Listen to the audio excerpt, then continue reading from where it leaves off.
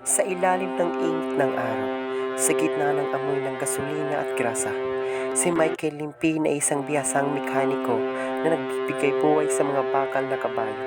Isang taong may likas na galing sa pag-aayos, sa pagkukumpuni, sa pagpapanumbalik ng sigla sa mga motorsiklo. Ito ang kwento ni Michael Limpin. Mula sa pag-aayos ng masalimuot na makina, alamin natin ng husay, dedikasyon at pagmamahal ni Michael Limpin sa mundo ng motor. Yan ni Michael Limpin, 31 years old, na ako sa Barangay Proyectory, Quarry, Tacloban City. Yan na, ada ko na trabaho by friends, operator. Tas, may dana ko yan ako sa mga baby, amo nga rin nagpapadaan pag-eskwela.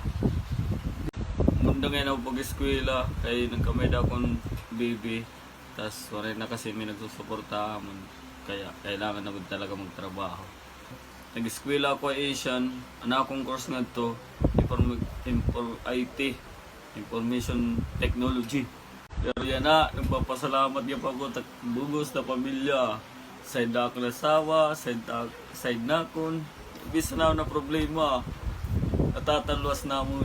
Mula sa mga lansangan ng Tacloban City hanggang sa puso ng taong ating nakasama, isang kwento ng sipag, tiyaga at pag-asa ang ating nasaksihan.